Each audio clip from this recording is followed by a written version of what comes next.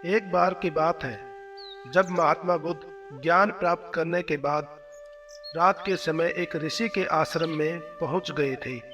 उस ऋषि का नाम ऋषि कश्यप था। तब ऋषि कश्यप ने उनसे परिचय पूछा और उनको पता चला कि वो महात्मा बुद्ध हैं। तब ऋषि ने बुद्ध को बोला, रात काफी हो चुकी है, कृपया करके आज रात आप आश्रम में ही विश्राम करें। जब ऋषि कश्यप सुबह उठे तो वो महात्मा बुद्ध से मिलने के लिए उनकी कुटिया में गए, पर वहां पर बुद्ध नहीं मिले। फिर वो आश्रम में नीचे की तरफ जाने लगे और उन्होंने देखा कि महात्मा बुद्ध नदी के किनारे बैठे हुए हैं। ऋषि कश्यप एक पहुंचे हुए ऋषि थे, लेकिन उनके अंदर अहंकार बिल्कुल नहीं था। वो महात्मा बुद्ध के पास जाकर बैठ गए और बुद्ध से वार्ता करने लगे। ऋषि कश्यप ने बुद्ध से पूछा कि हे बुद्ध, क्या आप ये बता सकते हैं कि जीवन में सबको इतना दुख क्यों है? महात्मा बुद्ध मुस्कुराए और बोले, क्या आप ये मानते हो कि दुख सत्य है? मतलब क्या सच में दुख नाम की कोई चीज होती है? तब ऋषि बोले, हाँ, दुख सत्य है। फिर बुद्ध बोले, फिर क्या आप ये भी मानते हैं कि दुख के कारण भी होते हैं? तब ऋषि बोले, हाँ, दुख के कारण भी होते हैं। बुद्ध बोले, यदि दुख के कारण होते हैं तो दुख तो रहेगा ही।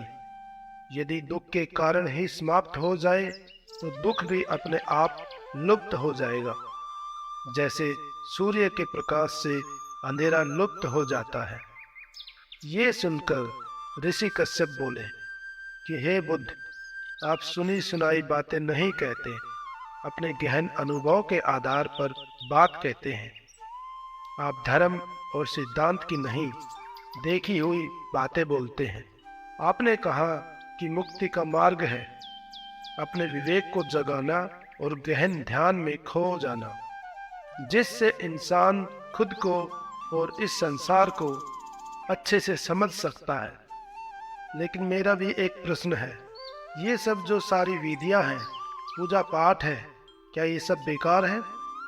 बुद्ध मुस्कुराते हुए नदी की तरफ इशारा करते हुए बोले, यदि कोई इंसान इस नदी के दूसरे किनारे जाना चाहता है तो वो कैसे जा सकता है? ऋषि कश्यप बोले, यदि जल गहरा नहीं है तो वो चल कर जा सकता है, और यदि जल गहरा है तो वो नाव के सहारे जा सकता है, या अगर उसको तैरना आता है तो वो तैर कर भी दूसरे किनारे जा सकता है। बुद्ध बोले, यदि वो इंसान चलना ना चाहे और ना ही तैर कर जाना चाहे और ना ही वो नाव में बैठने के लिए तैयार हो, पर वो चाहता है कि नदी पार हो जाए, और वो बोले कि मैं पूजा पाठ करता हूँ, मैं प्रार्थना करता हूँ कि नदी का दूसरा किनारा खुद मेरे पास चलकर आ जाए और मैं उस पार चला जाऊं।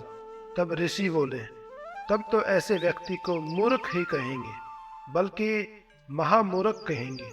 तब बुद्ध बोलते हैं, इसी प्रकार यदि व्यक्ति अज्ञान और भ्रांति को अपने विवेक से मिटाएगा नहीं तो मुक्ति और परमानंद के दूसरे छोर पर कैसे पहुंचेगा? चाहे वो पूजा पाठ करे या अनुष्ठान करे या व्रत करे या किसी नीति पर चले, वो रहेगा तो इसी किनारे पर ही। ऋषि बोले, मैंने सभी शास्त्रों को पढ़ा, उन पर व्याख्या की, सबको शास्त्रों की शिक्षा भी दी, परंतु जीवन के इतने जटिल सत्य को इतनी सरलता से किसी ने नहीं समझाया। ऋषि बुद्ध के आगे झुककर बोले, आप इस भटकती मानवता को परम ज्ञान का मार्ग दिखाएंगे। आप करुणा के सागर हैं। हे बुद्ध, हमें अपना अनुयायी स्वीकार करें। और इस तरह ऋषि कश्यप महात्मा बुद्ध के भिक्षु बन गए और आगे चलकर उन्हें परम ज्ञान के मार्ग पर अपना नाम रोशन किया। इस तरह हम सब भी ध्यान के द्वारा अपना जीवन संवार सकते हैं।